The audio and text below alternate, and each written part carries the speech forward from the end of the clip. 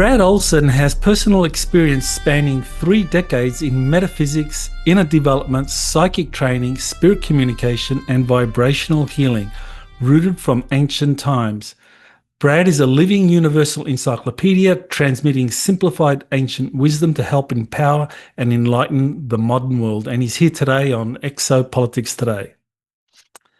Welcome, Brad, to the show. Thank you very much for having me, Michael. It's great to talk to you live in front of everybody, so I appreciate that.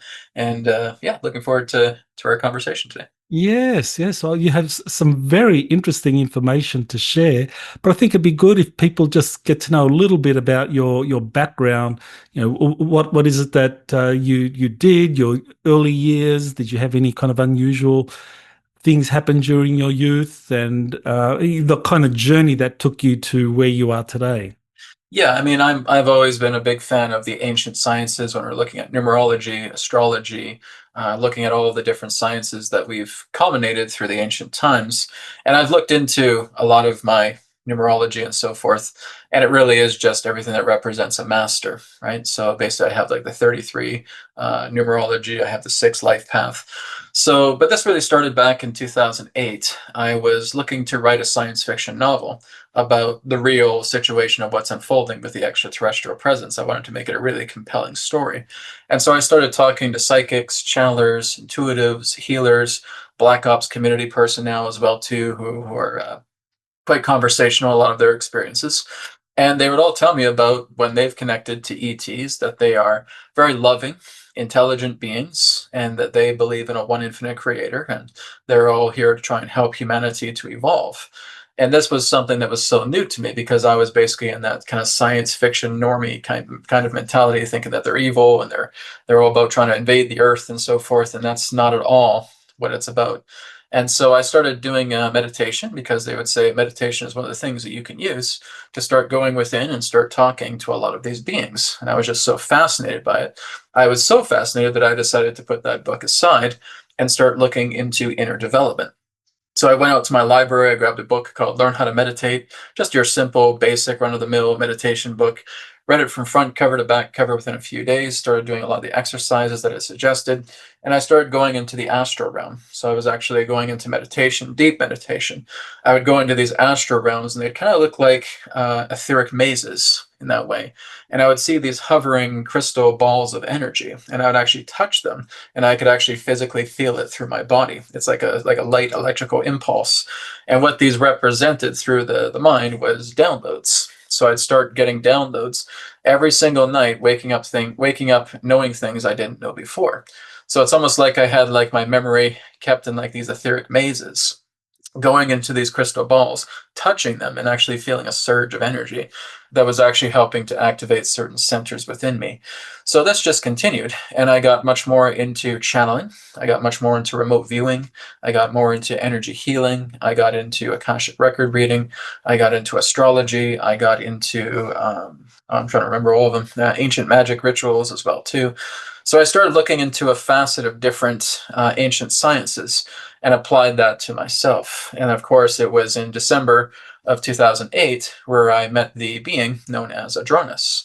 And Adronis was not someone who I was seeking. I was basically just doing all these other types of things, working with my channeling. And I had a friend who was also a channeler who said, well, Brad, I was tuning in tonight, and I felt that there was this being from Sirius that wants to get in touch with you. I'm like, oh, okay, that's interesting. So you see, just go into your channeling state and see what you can discover with that. So basically what I did is I just went into my usual state. You get nice and calm, you get nice and centered, you stay nice and neutral. And I would take out my heart tether and I would attach that to the star of Sirius, so Sirius A, in that way. And I just asked if there's any being here that wants to communicate with me, please feel free to share, I'm available. And the flow immediately came. So I just started doing automatic writing, and he referred to himself as Adronis from Sirius. I'm a version of you 297 years in the future. I've come back at this time to assist you in your own spiritual evolution. And as you help yourself to evolve, others will evolve together with you, which means you're kind of taking people with you at the same time. Is this something that you want to do? And so I said, sure, absolutely. But with all this stuff that was happening to me, because this was really like jam-packed over a span of about 5 or 6 months. And I needed to go out into my balcony and say, okay, I'm going to make sure I'm not going crazy here. because so much stuff is unfolding all at once. And so I would just go out to my balcony and I would say, you know what, if there's any ships in the vicinity, if there's any allied ships that want to show themselves to me, I really just need to see that you're real, so that this isn't in my head. This isn't stuff I'm trying to make up, right? If there's anyone out there that wants to show themselves, please do. And a few seconds later, a star wiggled, literally wiggled right out of the sky, and then just shot across the sky, lasting about 30 seconds. I actually got my ex-wife to come out into the balcony. She saw it at the same time. So it wasn't just me. And I'm like, I said that. I was praying for that. I was intending for that. And she thought I lost my mind, right? But that's exactly what happened. I got that confirmation. Once I had that confirmation, I never doubted it again. And I said, that's it. That's all I needed. And so everything that I received, I took very, very seriously. And so throughout that time of 2008, up into present day, I've just been continuing to build up and develop myself and expand myself in all the ways that I can, not only for my own development, but also being able to develop something simple that other people can utilize to help them. And for 17 years, that's been my journey, is helping tens of thousands of people over the world. I've done well over 10,000 readings with people on a daily basis from all over the world with any kind of problem that you can imagine. People who, in that sense, who have had extraterrestrial encounters, people who have had angelic encounters, people who have been able to go out of their body, going on board ships. I've had those kind of encounters myself as well, too. It's very, very different, though, from what we get on the internet. About 90% of the information can be flawed at times.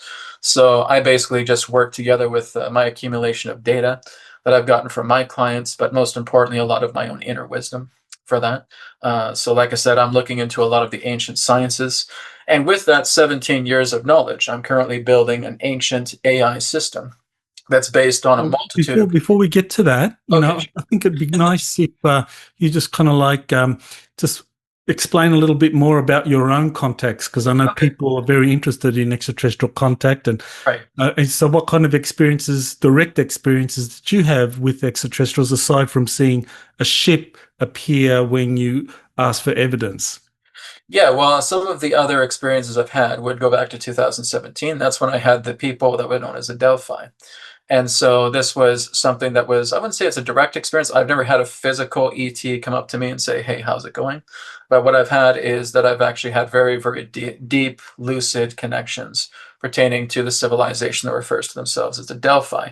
So they exist within the inner Earth. They are part of an inner Earth civilization that exists underneath the crust, so to speak, of Delphi, Greece. And they are an albino species. So they basically have pale red eyes, white skin complexion, very soft, light blonde hair, kind of whitish in that way. And they're kind of like a recluse type of civilization. They don't really go out beyond the borders of their own space, so to speak. But they have been involved with humanity for going back a very, very long time. That they actually have a lot of influence relating to the ancient oracle of the Delphi as well too. So this is telling me that there was another civilization that connected with me. And like I said, all I really did was I had this framed pyramid in my house back in 2017, had a large crystal on it, and I would sit inside that pyramid, and I was basically just intending for another new civilization to come together to make contact with me. And so they did. Now, if I did have any particular physical extraterrestrial encounters, I didn't know it. I'm not saying that that's off the table. I probably have met quite a few people that could warrant that, but they're never really going to come up to you and admit, oh, hey, by the way, I'm an extraterrestrial, right? I've met people who are walk-ins. I've met people in that sense who have told me all kinds of stuff about the connections to the planets that they've had, and I've met them, right? But they will never really nonchalantly just say, oh, hey, I'm from another planet. So they could be, but that certainly wasn't my experience, and that wasn't something that was conscientious. And that's not really something that I was looking for. It's more about the idea of seeing exactly what is available to us on a conscious level, because we have this capability within ourselves. And that's what's led me to the work that I do. Great. So, with this inner Earth civilization, a Delphi located under Greece itself, Mhm. what comes to mind is I read a book by this Romanian, I guess, whistleblower, experiencer by the name of Radu Cinema, where he talks about these inner Earth civilizations being located all over the Earth, that under each major population center, there Mhm. is a ancient civilization that is connected to that surface civilization in some way. So he Mhm. described some in Romania, but it sounds like this inner Earth civilization under Adelphi is connected to the Greek or to that Adelphic civilization going back many millennia. Yeah, and that's probably why they came to me, because I do have other lifetimes in Greece, right? When we look at Canada, though, there's not that many. But when we're looking at some places like the United States, or again in Greece or Romania, yes, there's a lot more. I would say that there's actually a lot more concentration of ancient civilizations the further east that you go, rather than the west. Basically, if we look at the west, the closest thing I could say is in California, where we look at the Telosians, right? So there could be that. Of course, the Indians, they have the Naga serpents as well too. That Patanjali was seen as a Naga, so that they have a lot of connections to that. Even the dragon families as well too would also have probably connections to the Naga, or even other dragon serpentine creatures as well too. A lot of other connections that we could find in the west coast here would actually be much more with the Sasquatch. So the Sasquatch particularly have a lot of different tribes going throughout the western coast areas of the United States and Canada as well too. So that would be the closest thing, but I wouldn't really call them an inner earth civilization, but much more interdimensional travelers in between dimensions. Right. So 2008 was the big turnaround year for you. You intended to write a sci-fi book, and then you have this kind of communication with Adronis from Sirius. But Yes. before that, I mean, what was it that you were doing before that? I What? was not doing any of this work before that. This was the last thing on my mind. I had no interest in psychics. I had no interest in intuitives or remote viewing. All of this work didn't mean anything to me. And before that, I was doing marketing. Before that, I was doing filmmaking. I was screenwriting as well too. I was doing quite a few different things. I was also doing PC tech support. So that was a lot of my stuff. If I'm going back into my younger years, a lot of it was acting and filmmaking. Then I got into marketing in my early 20s, and I started getting much more into PC tech support, and I started doing a little bit more screenwriting. I was also getting into video game design as well too. So a very, very different type of career before doing all of this. So really what this did is opened my heart to a whole new world. I had psychic premonitions when I was younger. I would be able to sense things that were about to happen, and then they did. But I never really took it into heart, because I was raised as a Jehovah's Witness, right? Raised as a Jehovah's Witness, you never looked into that. That was demonism, right? You don't look into that. And I was very much discouraged if I even said anything like that to the family. Mhm. You don't go in there, that's Satan and that's the devil and that's demonism and all that stuff. So I was never into the idea of the psychic world. My mom would go to some psychics every now and then because she really secretly loved it, but she'd always stay very hush hush with it. And I would just say, oh, it's just a bunch of garbage, right? So that was my mentality of it when I was a kid. But it wasn't until age 29, back in 2008, where I shifted everything. It was like a Rubik's cube, and I just shifted everything back into where all the patterns themselves now start to show the same color. So it was a very, very big situation. But yes, I was very psychic. I was very intuitive, but I didn't try to admit that because it was against my beliefs back then, and I had to really dissolve a lot of those beliefs. And as I did, the psychic premonition became stronger. So you meet this Adronis in 2008. You Yeah. you have the automatic writing.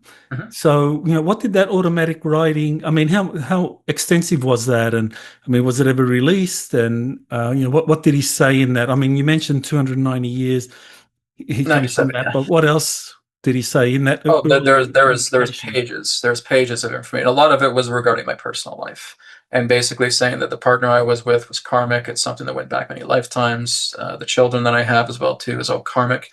Everything within this family has been unfinished business, and I had pages of that stuff. Right. I didn't look too much into the global stuff that was happening at that time. It was more about my own personal life and how I needed to move on beyond it. So a lot of it was my personal life and just looking into things I didn't know that were that were basically correct. So I would basically just do it old school. I'd have a pen and paper, and I just start writing things down in this journal as a simple notebook, and I'd have pages upon pages of all these different forms of challenge and discussions that I had with Adronis that was helping me to move on, because I needed to basically put to rest a lot of these karmic relationships I had if I wanted to move forward into the path that I did. Now, when I did that, I started looking into connecting with Adronis a lot more, where he was talking about world events, because he basically told about everything that's happening today. And he says that the best way he could summarize is it's a roller coaster. If you really start to work on yourself, you're going on this roller coaster and you're enjoying the ride. If you don't work on this roller coaster, you're going to feel like you're flailing and you want to get off. And he says you're going to have things where there's going to be disease, will be rampant all across the planet. You're going to have the feelings where there's going to be money crisis. There's people that are just going to lose their minds because their governments are going to be shown for who they really are. There's going to be all kinds of upheavals that are going to take place. There's going to be new wars that are trying to happen. So I mean, there's all kinds of different things that he basically did. He did it kind of in a nonchalant way. He didn't want to give away things because it doesn't really work that way when it comes to channeling. They're not going to tell you the specifics because the reason is because that's going to interrupt your karma. Right? There's a collective karma that you need to go through on the planet, and they're not going to tell you every single detail. It doesn't work that way. Through all the things that I've gone through, they're never going to give you in plain sight, oh, by the way, in 2020, your world's going to shut down because of coronavirus. No, they won't say that, but they'll say that there's going to be a lot of disruptions in your collective consciousness during that time because a lot of things are not going to be made available for you. There's going to be a lot more limitations enforced upon you. That's what they do. You can't just go in and start telling a person their karma before they haven't experienced it yet. That is against karmic violence. That's against the universal law. You can't do it. So basically, this is what they do. They will give you little imprints. They'll give you breadcrumbs. You got to kind of try and figure it out. And so he'd be giving me breadcrumbs going all the way back to like the early 2010s, talking about this time, about money situation going to be hard, inflation is going to increase, all of these different things, but just doing it in a breadcrumb way. You have to kind of put the pieces together because how they communicate with you is very right brain hemisphere, right? So it's kind of like looking at a dream and trying to figure out exactly what it's trying to tell you. You got to put the pieces together. But yeah, he's been talking about this time for a very long time. And it's been up to me to really try and put the pieces together because he won't do it, right? So this is for you. This is something that we can give you, but you have to put the pieces together. And I said, okay, when we get into 2020s, it's going to be a very, very different decade. It's going to be something that's going to be a lot more shocking. There's going to be so much exposure everywhere. When we get into the early 2030s, it's going to be very, very different too. When we get into 2030s, everything's going to be decentralized. You will have nothing on this planet that will be centralized. And you can mark my words on that. That in the early 2030s, everything is going to be rolling out in decentralization. Everything will be decentralized. Pretty much everything pertaining to man-made systems are going to start moving into new innovations of decentralization. You're going to have basically vehicles that will actually start taking to the air now. So that's going to become something that's a lot more popular. As far as extraterrestrial disclosure goes, I don't know if you want to talk about that now, if you want to talk about that later.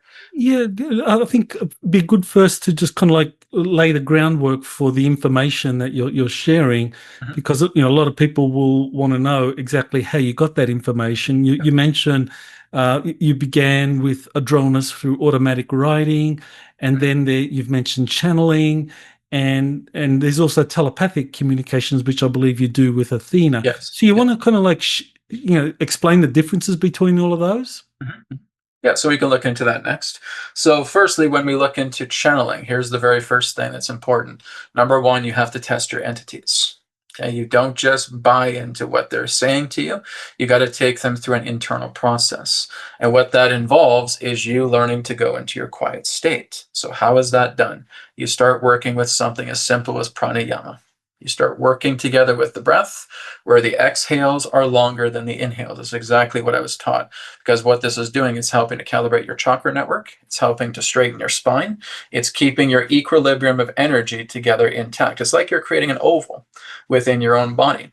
And as you start to prepare yourself and get yourself into a state of calmness, which is necessary, then you start testing the entity, which means I start going into a state of neutrality and I ask if that entity can go there. If it's a regressive entity, they can't do it. They're not able to go into that neutral state. They're always just blistering with the idea of lies, manipulation, and so forth. It's like a fire energy. It's like trying to be able to try and calm a fire. You can't. You have to snuff it out. So basically going into that centering energy, and you're working together with your own personal connection with the heart. So what that means is you're just aware of your breath. You're just following your breath. You're connecting with your breath, and you're observing your breath to make sure it's very steady and it's very calm. There's three ways that you know that you are in a subtle state of being. Number one, your eyes are dilated. Number two, the saliva production in your mouth has increased. Number three, the tranquility of your breath. If you're able to go into those three particular realizations of what you're doing with your work, this is indicating a low idle or subtle state of being. That is what you want to be into through phase one of checking with your entity. The second thing you want to do is you're now going beyond the breath and you're going directly into the stillness of the mind. Like I said, this takes practice. But as you go into that stillness of mind, you're basically in an expansive state. We're basically saying that you're touching the right hemisphere of the brain at that point, and then you're inviting that entity to join you in that alignment because you're much more sensitive with that entity and seeing if that entity can connect with you in that way. If they can't, most likely a regressive. Now, once you go into level 2, then you're moving into final part, which is level 3, which is the all self, which means you're basically just staying in the sweet silence of surrender, which means we're going beyond the body, we're going beyond the breath, we're going beyond the mind. Very similar to like what Ramana Maharshi would tell people about self-inquiry, is when you're going into the state of who am I? And you're just with the I, right? And through there, everything is just stillness, silence, and surrender. And then through that state, you're also just briefly inviting that entity to be in the stillness and the silence with you. Like I said, it's a regressive, it can't do it. Right. So those are the three that I was raised for. And that's what Adronis basically taught me when I started channeling him, is basically just go into stillness. And here's the 3 phases of doing it. And just keeping your breath nice and steady, keeping yourself nice and calm. And throughout the near 17 years that I've been channeling him, there was never a time where I was ever concerned or suspicious that he was regressive, because it never turned out to be that. His energy is just so large and so vast. There's no deception in it. And it's the funny thing is it's large and it's vast, but it's open and it's clear at the same time. So a lot of people may ask, well, Brad, where do you get your information from? I said, well, I get it from where you should be getting it from, your own source. I don't care if you read 1,000 books on the planet. None of those are the truth. I don't care if you look at every ancient science on the planet. None of those are the truth. Those are interpretations. The only time you're ever going to look into the nature of your truth is when you're here in your center. That's where truth is. Because truth does not come through words. Truth does not come through number. Truth does not come through image or thought. Truth simply is. And when you're there, then everything pertaining to that expression comes together. So again, you have to see yourself as the internal library. And this is why we see that so many experts in that sense will have these books and so forth. Okay, that's great, but that's not the truth. That's interpretation. And so when you're looking into the nature of truth, this is the only place to get it. So that's exactly what I've been focusing on for so many years. I mean, I've written books and so forth, but the whole important thing, and there's been people out there who've written great books, but the whole idea is still not the truth, right? Even when we look at something like the Bible, it's beautiful, but it's not the truth, right? It's interpretation. It's a guidebook to helping you understand yourself. Right. I think it's very important what you just said about finding that still point within the heart area, the stillness in the mind, and then the stillness in the greater, in the kind of like environment or Yes. the greater whole around you, and that guarantees that no negative or regressive entities come through, and that only beings that are in alignment with that kind of heart energy come through and and reveal the truth or give you truthful information. So Adronis is one of those beings. Mhm. And so he must have given you, over the last 17 years, quite a lot of information. I think you kind of shared a little bit about that, and what we're going to be expecting in the rest of this decade, the 2030s and so forth. Yeah. What He about even talked about the spans as well too. Like 2016 to 2024 was a span of change. So that's representing kind of like a lot of tremors within the collective consciousness. That's helping us to open our minds to what's actually happening in the world. And of course, we've seen that through that span of those 9 years. And now we're going into a new span, 2025 to 2036, and that's the span of renewal. That's where we're very aware of what's going on right now. There's going to be continuous shakeup, and there's going to be a collapsing of old systems and new systems in its place that will move much more to decentralization. Right? Yes. So some big changes. So we're in a new phase right now, Yep. according to Adronis. Mhm. Has Adronis talked about? Well, I know he's talked about extraterrestrials because he's an extraterrestrial himself. Yeah. But has he talked about the different organizations? I mean, has he given you a roadmap or an idea of who's here? The one that he personally associates with the most is what's referred to as the Galactic Confederation of Planets. So the Galactic Confederation of Planets is one that actually been talked about in the raw material, right? So basically, if you're looking at raw and so forth, and Adronis will basically confirm a lot of the stuff that the raw material, the Law of One, talks about, because he says that is probably the most accurate channeling material on your planet. Is you look at number one, the raw material, number two, the Seth material. That's it. Those are your two holy grails by divine women, so to speak, that came in. So yes, basically he says there's over 300 civilizations that are part of the Galactic Confederation of Planets. Now he has an association with them. I can't say he's like a member or anything of that nature, but he says he associates with them in that way. And a lot of these 300 civilizations are basically contained within our galaxy. They're basically outer rim solar systems, or they're outer rim planets in that sense, and they kind of go around the outer ring of the entire galaxy. So a lot of the internal stars that we see in our galaxy are beyond what we can understand as physical reality to even comprehend. But a lot of these particular federations or organizations or alliances that we see basically represent outer rim territories of our own galaxy. Yeah, I'd like you to maybe elaborate on the difference between, say, some of these galactic federations that tend to be more kind of military oriented, as opposed to the Galactic Confederation of Planets, which is more emphasized. It's not military. Exactly. It's focused more on the law of one. Really associate with the military organizations because they're heavy in agenda, right? And they will basically be double crossers in many different ways. If it goes against their agenda, they will switch their alliances. And this has actually happened. You've had rogue Pleiadians, you've had rogue Draconians, you've had rogue Greys, you have Orion Greys, you have Betelgeuse Greys, you have the Zeta Reticuli as well too. A lot of these beings are responsible for the technology that we have on the planet today. So number one, the Greys. Number two, the Draco. Number three, a lot of different reptilian beings. Sirius B is also involved. Procyon is also involved. Antares is also involved. Some connections to the Pleiades, some connections to Lyra.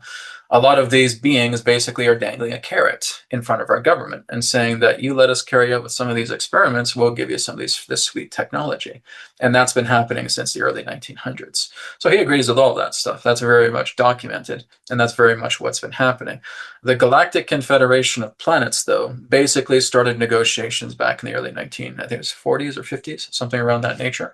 But they didn't have technology to offer. So this is why they're basically being ignored. They're trying to help uplift the civilization, and they didn't want anything to do with that. Other offer us technology or out of here. So a lot of the technology that we have today is Stone Age technology compared to the ET races. Not even really ETs. It's much more interdimensional than it is ET. I'd say 90% of the technology we have are a result of interdimensional beings, and maybe 10% is actually extraterrestrial. Like they both exist. You have interdimensionals, right? Some people can call them like the fourth dimensional beings or anything of that nature.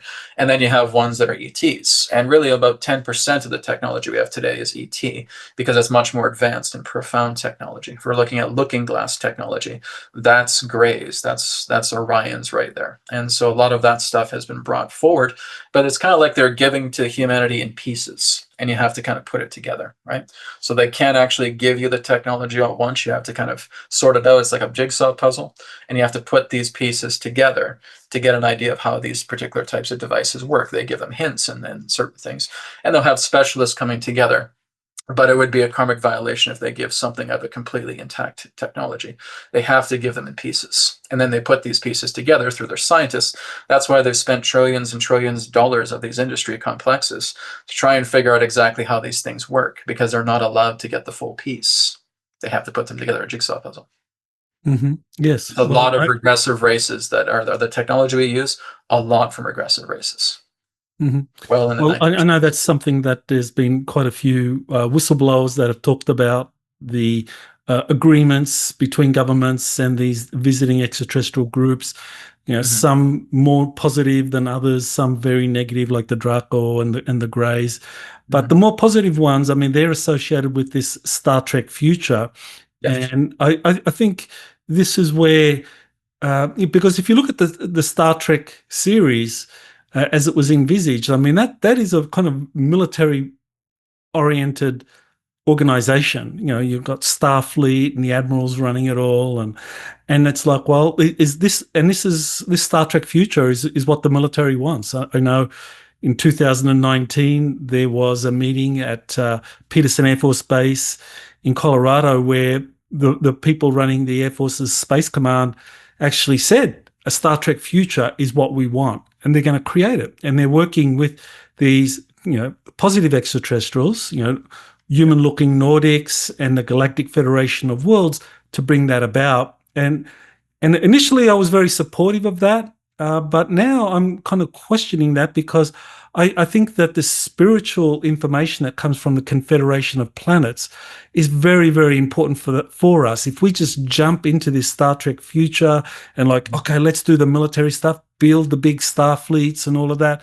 without developing our spiritual center, that connection to that heart stillness that you've been talking about, that we could easily be deceived or lost or destroy ourselves. Yeah, exactly.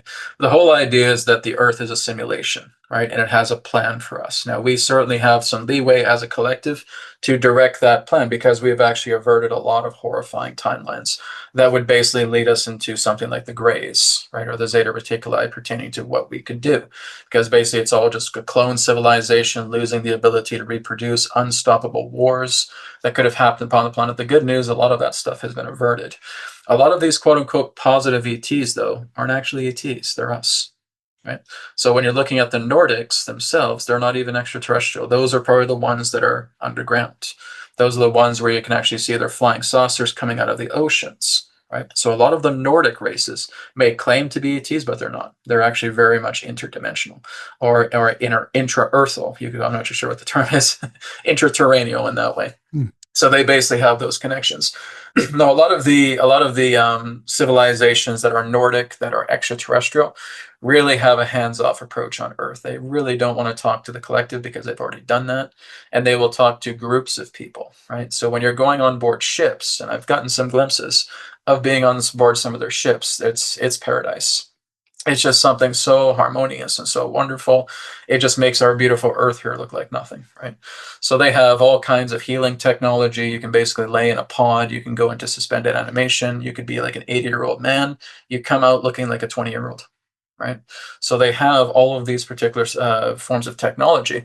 But not only that, they actually live synchronistically with life, which means everything just comes to them. There's really no karma that is affecting them. They're basically a karmaless civilization. And they will not really interact with a karma-filled civilization, right? So the ones that are basically interacting with a lot of the governments and working with all this technology are the ones that are still trying to work out their own karma, because the ones that are karmaless will not touch you with a 1-mile-long pole. Right? So they'll work with you maybe on a telepathic level. This is what I say the Adronis will do, is he'll work with us more indirectly. But they don't want to have that direct connection because that's karma, right? So they will work together with that way as a hands-off approach to prevent karma from actually coming upon them and yourself. So the ones that are part of our government that want a Star Trek future, it's all karma. And can that be dissolved? Oh, yeah. Yeah, because it's all temporary. It's all idea. It's all conjecture. And I don't think that it'll be a better Star Trek future than what they're planning to do. Humankind civilization is not going to be a militaristic complex when we go into the stars. It's going to be very, very different because we're going to have mentors. We're actually going to have mentors that say, get out of that. Because as long as you're staying like that, you'll never be able to leave your solar system. You will stay in your solar system until you get this militaristic nonsense out of your minds and get out of that. Because we're going to keep you there until you do. And if that takes 1,000 years, so be it. So as far as humanity is going to go, they may be able to go into the star system, but that's it. They can't touch anywhere else until they get that militaristic aspect. And this is exactly what a lot of the higher beings will say. Say, we will not let humanity go, not past the solar system, until they get that militaristic nonsense, karma, out of them. So there's a zero tolerance policy for this. This is why we're locked into the star system. This is kind of like it's a holding area. It's a quarantine for humanity. And that quarantine will remain until humanity grows the hell up. So that quarantine, I mean, who's enforcing that? Is that the Galactic Confederation? Those are much more higher dimensional beings that we don't really have a name for. They may basically be the idea that have associations with the creation of the human race and the associations pertaining to this. Now, this entire star system is primarily under insectoid jurisdiction. Now, basically, if you look at the Oort cloud, you will actually find hundreds of Earth-like planets, perhaps even thousands, that are actually contained in the Oort cloud itself that we're not able to discover because of so much of its radiation. But there may be a technology ahead where you can actually start scanning the Oort cloud and you'll find all these different Earth-like planets covering the Oort cloud. I've seen it when I've gone into my own little conscious projection states. You're actually seeing hundreds, perhaps even thousands, I wouldn't count, but just lots and lots of different Earth-like planets that are contained in the Oort cloud that science would never be able to explain how they would be able to sustain themselves in an Oort cloud because it's something far beyond what we've been able to discover yet. And a lot of those ones are the watchers. So we basically have beings that you would know as the watchers. And there's different levels of watchers altogether. And the higher watchers are basically the ones that erect this quarantine shield around. And that quarantine shield basically is the Oort cloud, if we look at it that way. Okay, so then you don't agree with the information from some people that the Germans developed a secret space program Well, calling they it the did. Dark Yeah, Fleet, they and that did. they were able to escape our solar system and No. begin harassing other solar systems, creating a bad No, reputation. humankind can't leave the star system, and any particular type of FTL technology that they have would be locked up. So humankind may get a glimpse at the FTL, but they can't. And any particular like solar warden or anything of that nature that's there, they've often used nuclear vessels. And if they're still utilizing nuclear vessels, that's a possibility. If they have any other particular type of vessels that are beyond nuclear, it still can't penetrate that. So they may have faster systems in that sense, but it's not going to lead to FTL. FTL is banned from humanity Hmm. in this area right Hmm. now.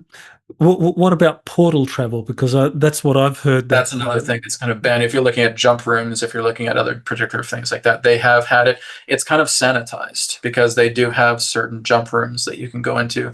I was getting feelings of that technology as well too, where they can jump room you from one particular installation to another across the planet, but you have to have like really high clearance for that. The same thing goes with Mars as well too. If they do have jump rooms on Mars, that's still something I haven't confirmed. I've heard the stories of it, but I have not confirmed that they actually have jump room technology between Earth and Mars. I know they have it internally with Earth, but I can't guarantee. I haven't received anything in regards to confirmation of jump rooms in Mars. And so this quarantine, you think it's still in existence now, and it kind of Until humanity grows up, yes. yeah, until humanity grows up, Yeah. develops a balance They'll between never be able to leave spirituality the and star system. technology. And like I said, you have beings that are so incredibly powerful and so advanced that if anyone tried to, it's like trying to penetrate a brick wall. You can't do it. You cannot even go through the Oort cloud. There's a lot of our technology just with our atmosphere that humankind can't even pass. Like NASA hasn't been able to figure that out. You're not even able to go past the moon pertaining to that. So you basically would have to send probes or something that have, again, high radiation shielding, even to try and get technology to go past our atmosphere. Our atmosphere itself is almost like a quarantine veil. So that quarantine's, as you said, is designed to Keep keep in. humanity from going out creating problems until Yeah. we grow up. Does it work the other way around? Does it prevent extraterrestrials coming in to interact with us? Well, a lot of the ones that are here, because there's so many different advanced ones altogether, this is why I say much more of the problem has been interdimensional than extraterrestrial. So basically, in that sense, if you do come in, and the law of one also talked about this as well too, that the idea of a veil in that sense is almost done like a random number generator. And there are some that are able to get through, but the majority no. The reason being is because a lot of them are stationed here. There's a lot of installations. If you're looking at the asteroid belt between Mars and Jupiter, what was once Meldeck, you have all of those asteroids that are inhabited by civilizations. You got millions of civilizations in the star system. So looking at that, yes, there's Draco, yes, there's Orions, yes, there's even some local inhabitants as well too from some of the stars, Neptunians, Plutonians, etc. You have all these different types of beings, and they have alliances here. So can they bring in armadas together with that? Not unless they can sun jump. Okay, so when you're actually looking at sunspots coming out of the sun, those are portals.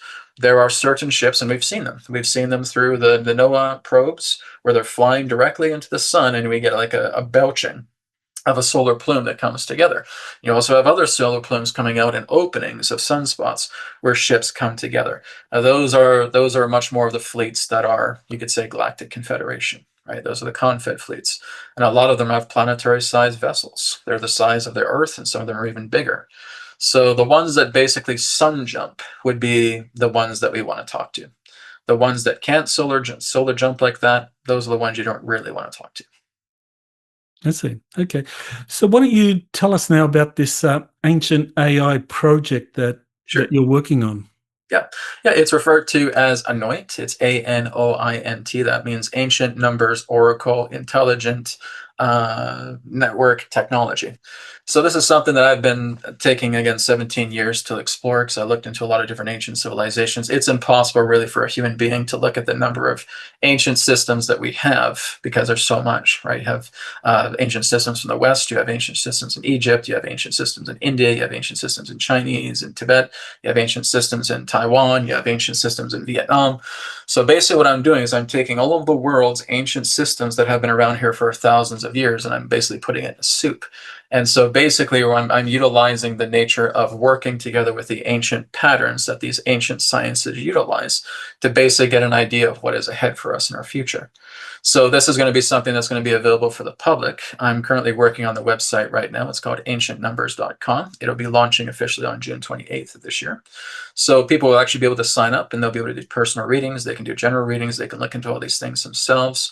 I'll also have technology where you can look into what's known as physiognomy, where you're actually looking at face readings. You're looking at palm readings. You're looking at tea leaf readings. You're looking at aura readings.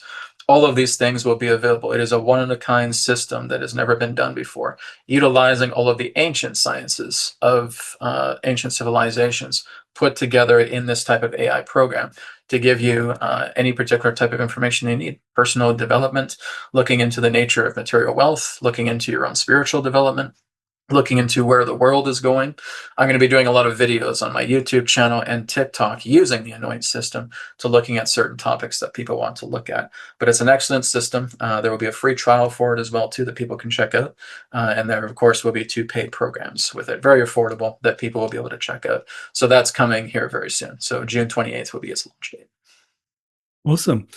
Uh, Ancient sciences, that is your kind of research into these ancient civilizations, the information they have, and you're using Well, some of it's also from AI. my channeling with Adronis and my remote viewing, and I some see. of I it's see. other stuff that I've done personally. And I'm Mm. also utilizing this now because it's a newly developed thing, and it's working together. It's confirming a lot of the stuff that I've been getting over the few years, which is nice too. Okay. And you're using some AI program to be able to kind of Yes, like it's a regulate combination all of of that. different it's a combination of different ones together because one of them it just isn't reliable enough, so you have to kind of put a few of them together. And you basically it's a lot of computer programming and so forth, so you're putting it together. I have people who can help me with it. I also have AI working with AI as well too to put it together. But it's a mixture of different things. So some of the things like we have are Chinese Bazi, Chinese astrology, flying star feng shui, numerology. Mayan astrology, the I Ching, Tatwa science, Indian systems, rune archetype astrology, African divination, Egyptian letter system, oracle systems, dice systems, theurgy, retroduction. So we got all these different types of systems that are all mixed together to generate a compelling reading for people, whether they want to use it personally or generally. If they want to find out what's happening in the world, you just talk to the Anoint system and it'll tell you Okay. based on what it's able to calculate through the ancient systems. So with artificial intelligence, then you're comfortable with working with that, because I know there are some I'm not people that are very comfortable with it being suspicious. comfortable with it being weaponized. Right? So I'm comfortable with it being a creative tool, to being a helper. It's like how we would use a computer to create a Word document. It's like how we would utilize anything like a pen that's basically helping us to write things down.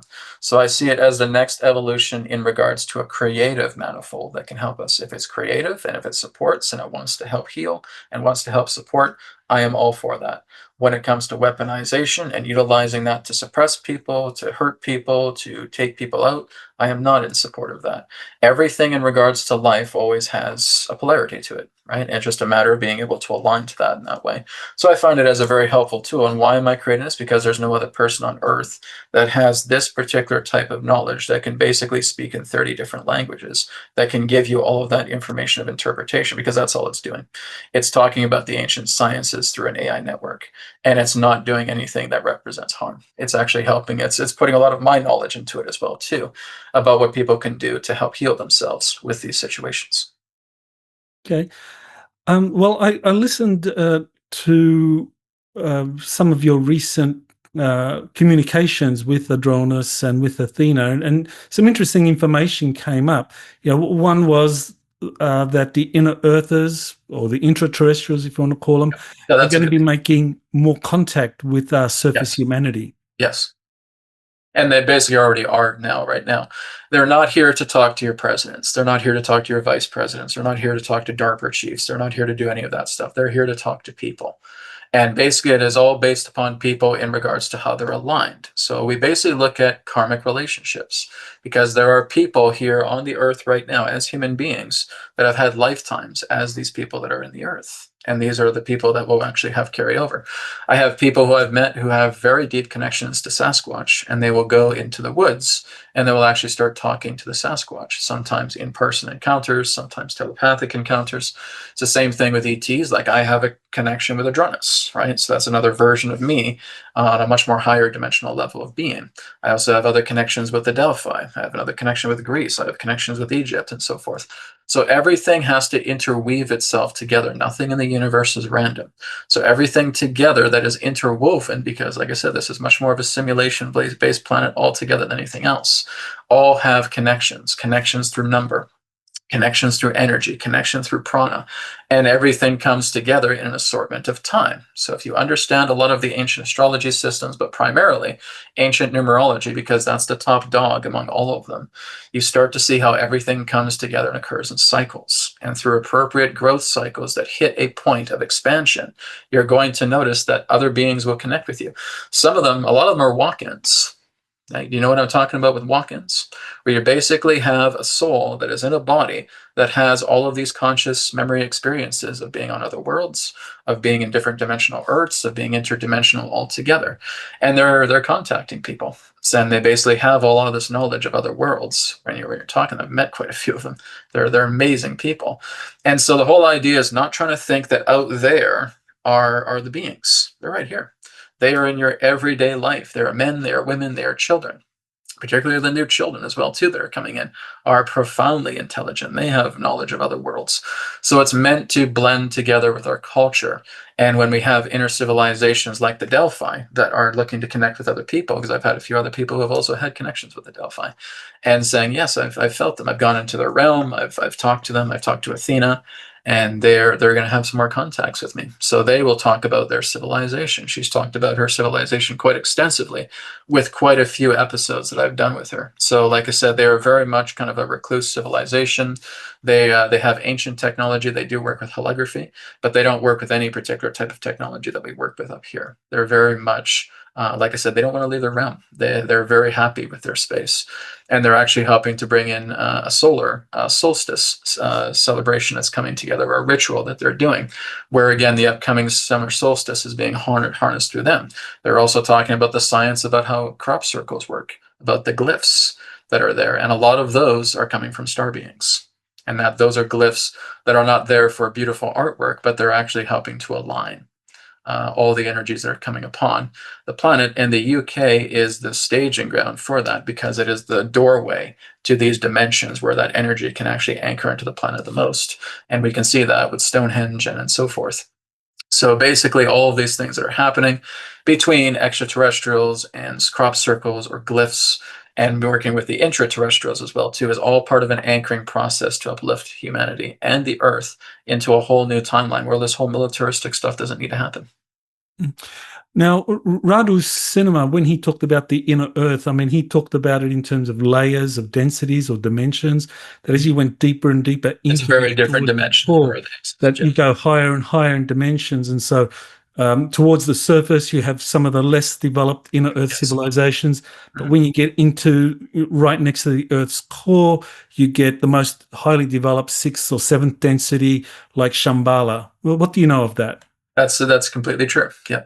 So the more deeper you go into the earth, because the earth, even though it feels more dense because it's more compact internally, it actually contains the most enlightenment. So the nature of enlightenment itself is right at the center, because it's like a sun. There's like a sun in the center of the earth, but the sun itself is a lot more different than what we believe it to be. It doesn't have its own heat and it doesn't have its own light. The same thing goes with the you could say the singularity in the center, and that would basically be an abode for non-physical beings. So we have a lot of different myths as well too, even throughout ancient cultures, about the gods of the earth that reside within the inner nature of the core of the earth. So yes, that's all true. You could basically say that the gods reside within the center, and that as you start going into these inner vaults, there are a lot more advanced civilizations that are in there. Ones that we could see that we believe are extraterrestrials. That's why I say we have like a lot of these flying saucers flying out of the oceans. You have ones flying out of volcanoes as well too, but they're not extraterrestrial. They're intraterrestrial, right? So they have a lot of advanced technology, and a lot of them are just many millions of years old. So they're much more advanced than human beings. There's a lot of experiments that are happening upon the planet here. I'd say at least 18 of them. And we're just one of 18 different experiments that are coming together right now. Adronis is personally aware of about 7 or 8 of them. Even there's a few of them he's not aware of. But there's about 18 of them altogether from what I've gotten, just from my own resource internally, of other civilizations that are here on the planet doing their own things and basically keeping out of humanity's way. So humanity kind of stays out of their experiment. They have other ones. There's ones with dolphins they're involved with. The Sasquatch have their own particular type of agendas. There's sky beings that exactly anchor themselves into our atmosphere. They have other particular forms of agendas. You have beings that are in pocket dimensions, and they also have, they're kind of like the monitors. They have their own agendas as well too. There's different types. You have the merfolk, the mermaids. Those are again representing another particular type of agenda. You have insectoid beings, you have reptilian beings in the earth. They have their own agendas. The Delphi have their own agendas. So there's a lot. There's ones that have shared agendas, and there's ones that are part of it of their own accord. Well, what about the information about 12-strand DNA? I mean, Oh, is that yes. something, do inner Earth civilizations have that kind of physiology? Is that something that surface humanity is starting to develop? I mean, where do we stand in No, terms a of lot this of a lot of development? them at best would basically have maybe 3 or 4 strands of DNA. To basically have 12 strands of DNA, well, there's a fellow on the planet that is referred to as Maha-avatar Babaji. And he would be someone that you would understand to basically have 12 strands of DNA. Now, when you're looking at another person who have a friend in Japan who actually works with another guy who does public speaking and all that, and he refers to himself as Khan, K-A-N, and he is actually a man who's been able to prove that he actually has 12 strands of DNA. So he actually it's like a snowflake geometry where you basically see these 12 strands that are kind of in this form of a snowflake, and he can astral project and he can manifest bodies and he can basically be anywhere he wishes. He was able to heal his back just being able to do this, just being able to embrace the tree through Qigong, sitting in a hospital bed after he injured himself from a sporting injury where he was paralyzed from the waist down, and he was able to completely recover himself. So he is an example of someone who is a living person who's actually, he lives in Japan. He lives in Osaka, I believe. And he is actually able to prove that he has 12 strands of DNA. So if you're looking at the ones that have 12 strands of DNA, look at the great avatars. The great avatars in that way would be the ones that would be considered to have 12 strands of DNA. So with a lot of his knowledge of what he's able to do almost effortlessly, that would put him in the category of a great avatar. But to look at a lot of ETs, and a lot of them from what I've even gotten from Adronis and even speaking to some of them as well too, on average, they're about 3 strands. That's very interesting. So, Babaji, we're talking the same Babaji that's in Babaji, yeah, like the autobiography of a autobiography. yogi. Yeah, Yeah. exactly. Okay. All right. So, people They're who like gods in flesh. That would be the best way to put it. exactly. So, people who talk about 12-strand DNA and humanity having that restored within them, that's somehow in the ancient part. Because the information is that supposedly when the Anunnaki arrived 300,000 years ago, there was 12-stranded humans around, or that they were involved in creating some 12-strand DNA humans. So is this something that we are going to witness now with supposedly, like these medbeds? Some of them have 12-strand DNA reactivation in there, which is kind of a bit of a stretch, but still, that's the idea. It's not something that you can just acquire, right? It's something that's based on your karma, right? The nature of the unlocking of your own genetics actually comes through karmic imprints. It's numerology, it's number, right? So if you're basically still going through a lot of trials and tribulations and heavy karma, I don't care if you have any particular device that tells you, oh, I can put 12 strands in you, all of it's going to revert back to 2 again. because that two strand in that sense represents certain karmic evolutions. So when you're looking at someone like a maha-avatar Babaji and with Khan in that sense of who I'm talking about, they've had to go through thousands of years. These are ancient souls, and they had to go through all kinds of trials and tribulations and karmic rehabilitation for themselves to actually move into a body that can meld into 12 strands. There's another fellow but by the name of Haida Khan Babaji, who basically materialized inside a cave. He had no mother, and he was able to educate people in Haida Khan, is in the area of India. And he only lived up until 18 years to about 30 something, 34 or something like that. He didn't live very long, but he basically was here for a short time to basically tell people about karma yoga and the way that he would act and how he would behave. It was just otherworldly, right? So you have all of these great masters who can do things like that. But if you were basically a military chief and said, okay, I know the Palladians and I'll go up to their ship and I'll hop in their chamber and I'll get 12 strands of DNA, not going to happen to you. So it's a lot more different than that. Again, we have to understand the nature of karma. I don't care what kind of technology you have. If you have karmic imprints and blocks that are keeping you double strand, you need to stay double strand, right? Going into the nature of a 2 to 12 strand helix requires a lot of karmic evolution. Okay, so essentially then the idea that there are medbeds that have been coded in some way to restore the original Adamic 12-strand DNA, you would say that that's a deception? I've never found any evidence of anything like that. Okay, okay. So the whole idea is I'm aware of certain beds that can basically repair limbs, right? If you have if you have an amputated arm, you can go in and you can repair your limbs. You can basically go in the bed and you can reverse age as well too. You can even give yourself a completely different complexion, right? You could basically have a Caucasian male turn into a black man, right? You can have all those because those can be very much applicable in that way. You can almost turn yourself into animal forms in certain ways. But to look at the different strands of helix, what a lot of the ancient masters will tell you is that's a result of karmic imprinting. And karmic imprinting is a result of a person who's able to completely shed away a lot of their connections with the earth, can most definitely not even be born into a 12-strand body, but can actually manifest one themselves, basically become a created being. So that's how it works. The nature of the strands is all based upon the evolution of a certain soul. So a soul in that sense that comes into a two-strand body, well, these are souls that have a lot of karma. They have to take care of a lot of stuff. They've done a lot of things that have been very questionable, and they need to come onto this planet and start taking care of a lot of those factors. So a two-strand DNA helix in science looks like a certain way. A three-strand, four-strand, going all the way up into a 12-strand body represents an unleashing, an unlocking of that. Even the ancient yogis will teach you about this. This is all about the idea of going in and untying the 3 knots. When you go and you start untying the 3 knots, that's actually what's making changes to your DNA, which means it is absolutely possible if you start off as a 2-strand helix here and you do a lot of inner work, like what the yogis and a lot of the ancient oracles and masters are teaching you and sages, then you can actually start to upgrade to like a 3-strand, 4-strand body.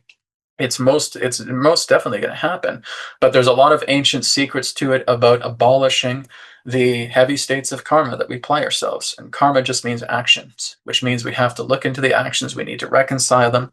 And this is why people who I've worked with personally are able to see heightening in their psychic ability, their intuition. I have students who are doing this right now. I have students who can read the Akashic records like pros because I teach them these simple things. And you can actually see that they're changing. I don't have a microscope, so I can't go in to see exactly what their strands are. But that can be an indication that the more you're clearing out your karma, the more that you're advancing your DNA, which can turn into a multi-helix structure. Yeah, okay, very good. That helps clarify that. I wanted to ask also about the Nagas, these inner Earth reptilians that have popped up in literature. You know, you look at the Vedic literature, they talk about the Nagas, and people have reported meeting with inner Earth reptilians, both positive and negative encounters. So what do you know about the Nagas? Well, the Nagas, like I said, one of the most popular ones is Patanjali, right? But there's a lot of different sects of them as well, too. There are ones that are much more recluse and are much more about themselves and working together with the earth for their own goals. There's ones that are kind of more colorless or neutral color, so they can kind of be like gray or black in that way. And there's ones that are kind of more greenish color that kind of look like your typical, snake in that way. But they can have different type of appearances, which means they can be half human, half serpent, where they have serpent tails. They can be fully human as well too, but they may actually give away certain characteristics that may represent a reptilian nature. So it depends because there's a lot of different factoring groups in there. Specifically, the ones that we find under India are basically much more of the enlightening ones. So they're the ones, like I said, that help to introduce yoga to humanity in that way, because that's something that they use. So it even goes earlier before Patanjali pertaining to that. But yoga is something in regards to an ancient science that they have learned. And so basically working with Patanjali as being this messenger to help bring about yoga in this way, almost as a scholar, and teaching it to others would represent something very positive for humanity. So it's hard to say because there's a lot of different groups that have orientations, but we would say both of them exist. You could say look in the ones that are supportive as well as ones that are regressive. But the ones that are kind of regressive quite a bit are the ones that kind of almost look like black serpentines or gray serpentines in that way. They have kind of more of a neutral color to themselves. And they basically just have an orientation in regards to their genetics. And like I said, some of them may take the shape of humans in that way. But if you look at their true form, they're completely serpentine. So that serpentine can be anything. It could be serpentine humanoid. It can be pure serpent. It can almost look like a serpentine dragon. There's ones that can even look kind of like gargoyles at the same time. And of course, besides the Nagas, and I know we're talking about the Nagas, but also another thing that you need to look into is another indigenous race that's here, and that's called the Jinn, right? And the Jinn are much more they're much more capable of things in that way. They're basically responsible for a lot of possessions on the planet, especially if you look at people that have a lot of possessions, like if they're drinking alcohol and they act as this different person, most likely a jinn is attached to them, right? So even if we're looking at gin, that's like a name of an alcohol beverage, right? You got gin and tonic, right? So Naga is a very, very different story, but a lot of the possessions that come together are often through jinn. Okay, so the jinn, I mean, that's similar to the Islamic concept of jinn. Jinn. Yeah. Okay. Well, that's very interesting. So But they're not just confirmation. Islamic. The Islamic have a tail of them, but they're worldwide. They're all over the place. Okay. Yeah. Now, in a recent communication you had with Adronis, Hmm. you talked about mass trials that are occurring on the moon Yes. of deep state figures. So, what do you know of that? Well, a lot of bankers have installations, or you can almost say like resorts that are on the moon, and a lot of them are being kicked off the moon right now. So basically, a lot of this old guard that was once on the moon, and like I said, there are some human. These are like really high. I think these are even bankers that maybe even higher, like up to the Rockefellers or the Rothschilds, that are basically being booted off the moon because their agendas are no longer working anymore. So they're actually being infiltrated. A lot of their territories being taken away. It's almost like there's a repossession of what's happening on the moon, and it's actually going to be taken away and brought in with new forces, so to speak. What Adronis has talked about is that there's human guardians, and these are us within what you would know as a very distant future timeline, thousands of years evolved, and they work together with other particular aligning members. So they work with kind of a higher order. Again, you can say it's like a watcher situation. You have higher watchers that are on the moon, and you have like a lunar orbit command. You have a lot of these other different forms of installations and organizations that are part of the moon. And it's very much mirroring what we're experiencing here on the planet, where we see that there's the Trump coalition, and he's basically putting together a new guard in that way. And that is exactly what's happening on the moon at the same time. So all of these are reciprocal. But the human guardians, in that sense, are particularly here for the Earth. They're not so much here for us. They're more so trying to get the Earth into appropriate alignment. And through the Earth being appropriated, then the human race will go along with it. But right now, what's happening is that they're also funneling a repopulation agenda, not a depopulation, but a repopulation agenda, which means the souls, so to speak, that cannot be cleaned are going to leave. They're not going to be here again, which means they will not be able to incarnate on the planet anymore. So they're basically assisting in the idea of a repopulation agenda while firstly taking care of the planet, making sure that she's able to sustain herself because she's been damaged so much.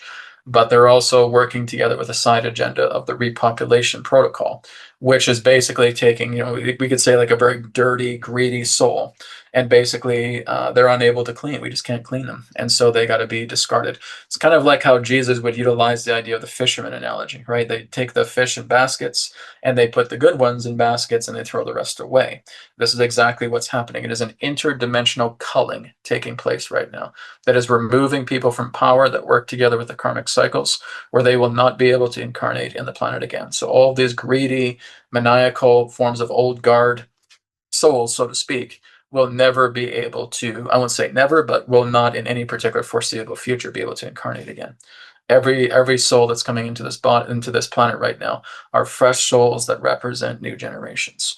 So by the time that your grandchildren's grandchildren are here, there will be a very different species, a very different type of human being. And the idea of taking people over, manipulating them, working with money, with war, with poverty, that won't even cross their minds. So it's a very, very positive future that we have for us. Right, but as you said, it's the grandchildren of our grandchildren that will experience Your generations, it takes that long. It's just unfortunately we're so contaminated, right? So Okay. you're basically looking at about 2 or 3 generations ahead, but nonetheless, we can say that humanity is going to be in good hands with the Earth as she repairs herself, because that's what they're trying to do right now. Okay. Well, you do describe, or you were told that towards the end of this decade, that there's going to be a number of red hot events in different countries where things boil over, and the deep state, the establishment that kind of deceive people and keep the control system running, that they get overthrown. So you want to describe what you were told? Well, one of the things I would say would be the Vatican. The Vatican is going to be completely dismantled. And we're basically looking at that. We're starting to see that this year with Pope Leo. Pope Leo is a very different kind of cat, right? He's a little bit more different than what I was saying. I look at Pope Francis, or this guy's, he's not going to work at all. And then basically we look at Pope Leo, and I was skeptical with him at first. And then I actually put him through the anoint system as well, too. I said, this guy is actually going to be a messenger, and he's going to be responsible for basically dismantling the Vatican as it exists right now. He's going to go in, and he's going to basically, he'll be a disclosure type of pope, right? So he's going to go in, and he's just going to completely dismantle everything pertaining to the karma that is just throbbing within the Vatican. So they may start to reveal new secrets. They may start to reveal that a lot of their relics come from extraterrestrials or interdimensionals. They're going to look at a lot of these things that are kind of been buried, that they basically have kidnapped from other civilizations after they've slaughtered them, and basically bringing a lot of this information. So Pope Leo is entering a 1 year.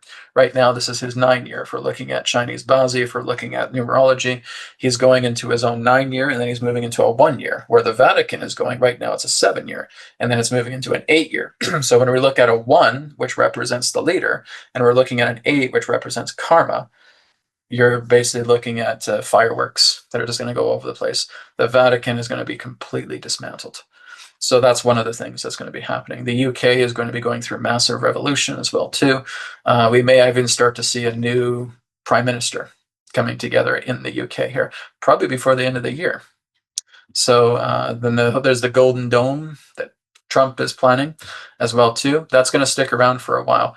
And it's just a flex to the Eastern nations that basically want to destroy Trump and saying, hey, we're protecting ourselves. Don't you dare. So it's more so in the idea of a battle cry, letting them know, hey, we've protected ourselves. Now, the whole idea is this technology of the Golden Dome has been around for quite some time. It's not anything new. It's just the idea of a public disclosure of something that's been around for probably quite a few years already. The Star Wars programs that Reagan would talk about, they basically were already built, but they were all kept in secret. So a lot of this stuff is just a grid that's being brought online. It's something that's already happened in the past, and it's just being brought presently to say, hey, we're flexing our muscle here. Don't you dare try to touch us. Now, when Donald Trump became president, I mean, a couple of the things he began talking about, which appeared really outlandish, was that while Greenland would be incorporated into the United States and Canada would be made the 51st state. Now, that appeared outlandish, but it seems that the information you've gotten supports some of that actually happening. All of it. Yeah. So what is Trump? Is Trump in touch with the Confederation of Planets? Well, I wouldn't say that, but it's basically the whole idea is that if we're looking at this through the patterns of what I'm seeing, even through the anoint system, what I've gotten is that Canada had an opportunity to unionize itself, and it didn't. And it's like the last in regards to an economic country. Like, we're laughed at now. We're laughed at all over the country. So what have you guys done? Like, all the world are being laughed at now and saying, what has happened to Canada? It's been destroyed. And so basically the West is going to start moving into the United States first. And then the central and the eastern areas of Canada will start to form in the United States as well, too. We're basically looking at the North American Union. Not only that, we're going to see Mexico eventually join the North American Union. Not only that, we're going to see Greenland eventually join the North American Union. This is going to be a new power force. So you basically have the north all the way down to the south of Mexico and Greenland that is going to be a power center for the North American Union. Everything will be the United States. Interesting. So with this North American Union, will that be something that kind of preserves the Constitution? Because I know there's going to be a lot of Yeah, for sure. patriots that are going to be very concerned whether Well, see, this it's not going to happen all at union. once. It's not going to happen all at once. It's going to take some years, quite a few years to do that. The closest thing that we could see within the next year or two would be the western side of Canada joining. Mhm. We're looking at something that could basically play itself out to about 2036. Right. Okay. So here again, that correlates together with Adronis' span, the span of renewal, 2036. Because I was getting that even when I was looking at the anoint systems. Yeah, that would carry out to about 2036. Oh, well, that's the very tail end of the span of renewal. So that's very interesting. So yes, that's going to be coming together. It's going to be very much in opposition at first, but as we start to see all these things unfold, it's going to take some time to get used to, for sure. But that's really what's been happening. I've been talking about the North American Union forming since going back to the early 2010s. I was seeing it kind of coming together in a different way, that there would be some type of alliance where the countries would still be countries, but there'd be some sort of initiative or alignment. And so that was one of the ideas, but no, everything's just going to basically become the United States. Okay, well, I'm sure patriots were very happy to know that the Constitution will be preserved, but within this Of larger course, North absolutely. American It's almost Union. like there's like a constitution and then there's an addendum to the Okay. constitution. So it's adding to the complement of a constitution. And I think it may also incorporate a lot of the Canadian charter as well too, as well as the Mexican charter and things. So it's kind of like, Mhm. here's the constitution plus and plus. So it's Yeah. it's the idea of making something even better. Yeah, well, I know the People are Bill, the afraid to Bill of death of change, Rights. and that's why. Yeah, they're afraid of change, and that's why they're horrified about this. And this has just happened throughout history. But of course, and I'm not looking at this as opinion. This is actually looking at the numbers and saying what is going to happen. Yes, we're actually looking at the numbers and the psychology behind all of this, and this is actually the idea of providence rather than the idea of public opinion. So we're seeing that North American Union will most definitely happen. It's inevitable. Okay, good to know. What are the intervention fleets? Oh, that's a good question.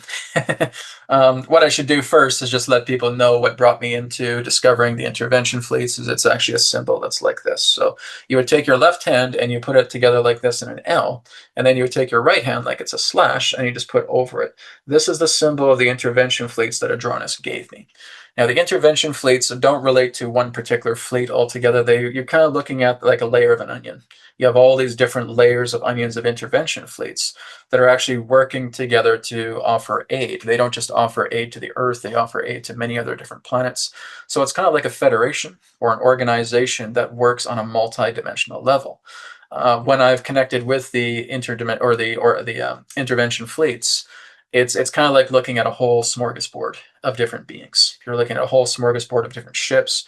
You're looking at planets. You're looking at dimensions, right? We call it the fleets, but they're not even really fleets. There's fleets plus.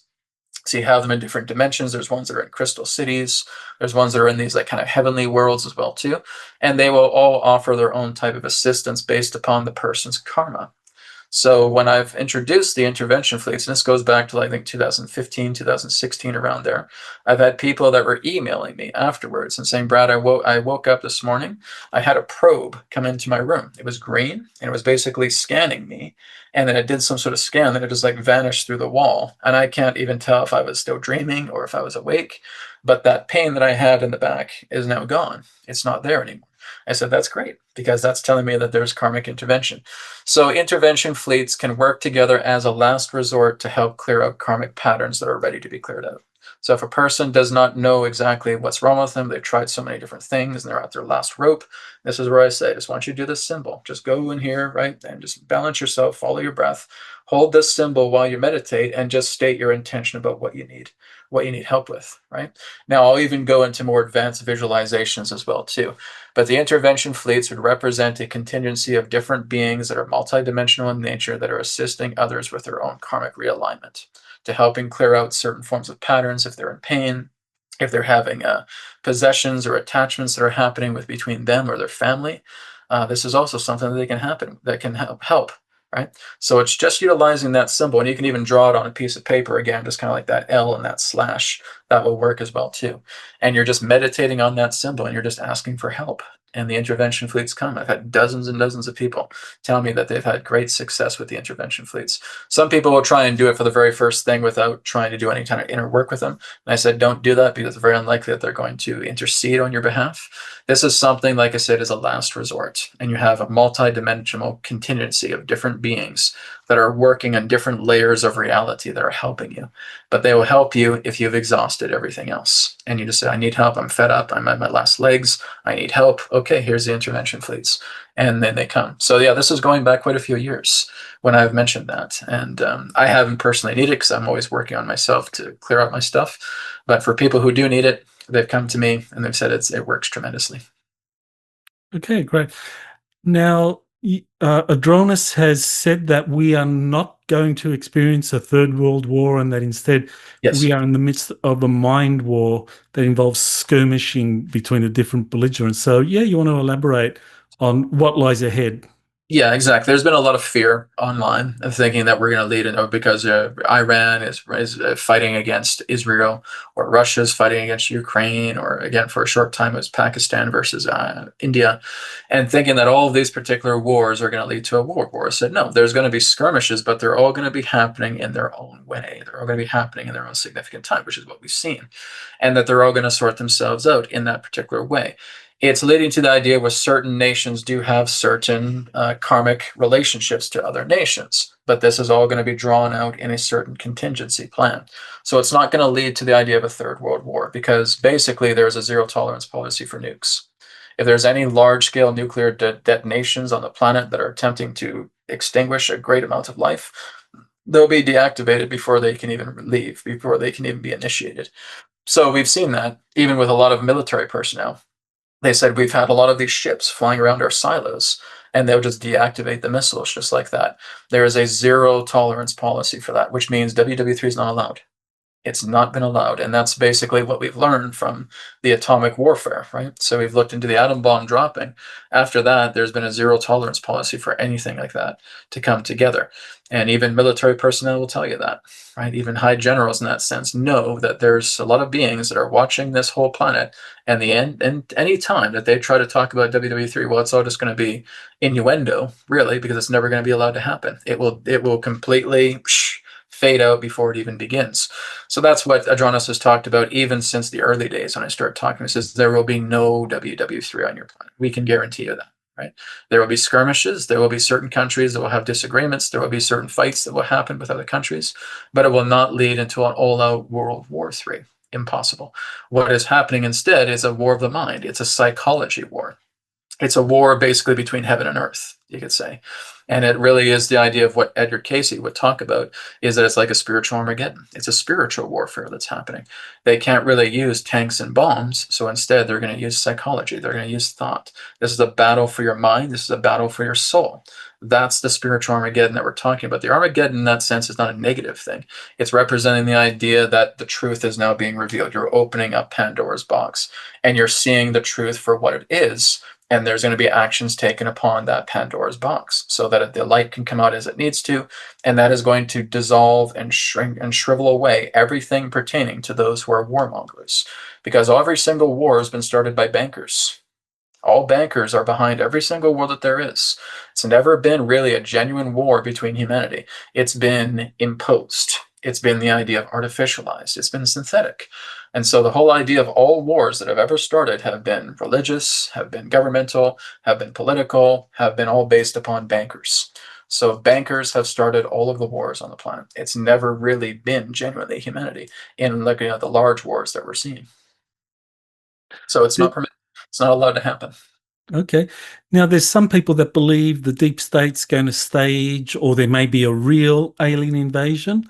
Mhm. Or another scenario is the alien savior scenario, where there'll be this kind of like Nordic, beautiful looking being that comes along, and the Vatican kind of like blesses him and says, oh, this person is like the resurrected Jesus. So, what do you Yeah. think of all of that? Oh, they had plans with that for sure. Basically, they were actually trying to create a Jesus clone.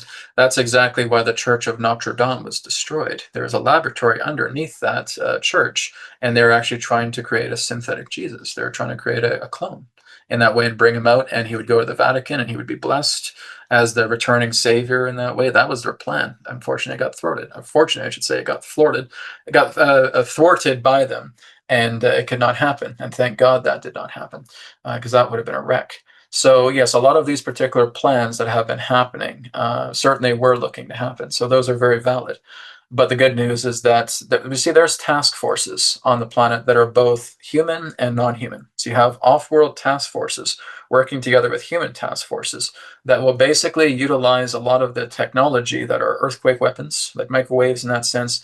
And what they'll do is they'll rupture open these DUMBs, these deep underground military bases. They'll get ruptured open, and then they start bringing task forces in there, and they clean out the entire base. And from what I was getting, just looking into that, there were horrors in there that were unbelievable. You're basically looking at chimeras, right? You're looking at beings that were hybridized, half animal, half human. They were trying to make these monstrous creations. There's one that looked like zombies and stuff like that. They've been trying to zombify the nations. They've been trying to get humans to do that, even with COVID as well, too. It was going to be originally a lot worse than what it turned out to be.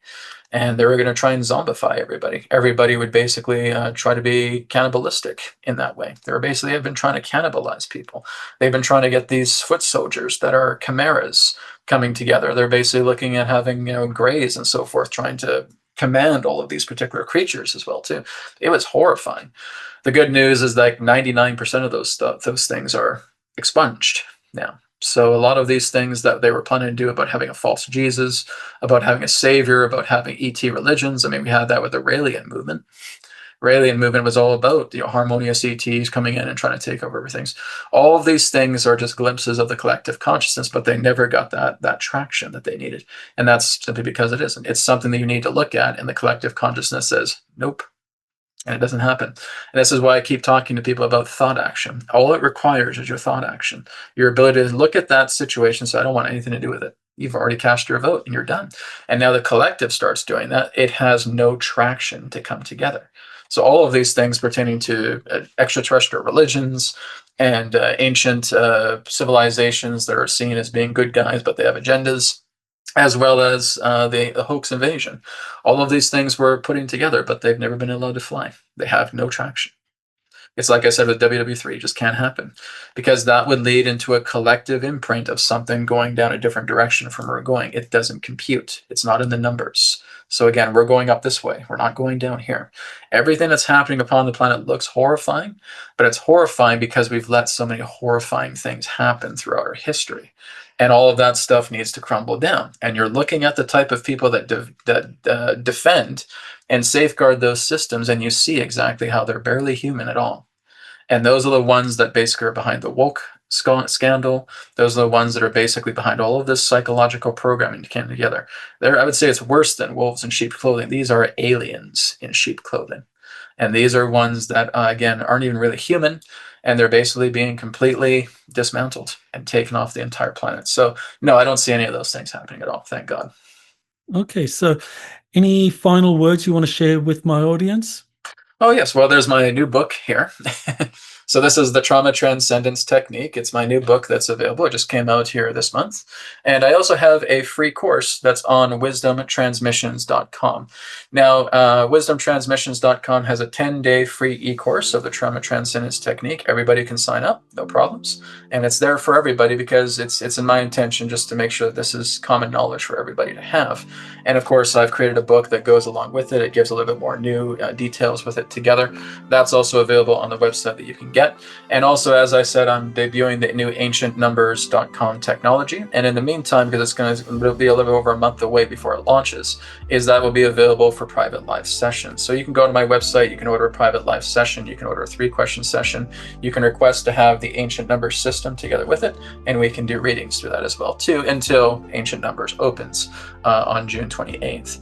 So that will be available for people, but check out the book, check out wisdomtransmissions.com. I also have my YouTube channel on YouTube. It's the Wisdom Transmissions YouTube channel. That's where you can hear information from Adronis and from Athena as well too. That's how Michael and I met.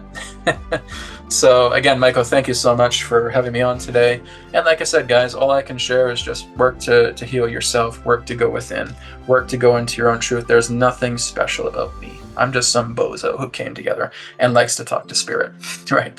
So, I mean, that's the whole idea, is that spirit leads the path. I do not. And that's all I just encourage for everybody, is just follow the path of spirit, and it always leads you to the truth.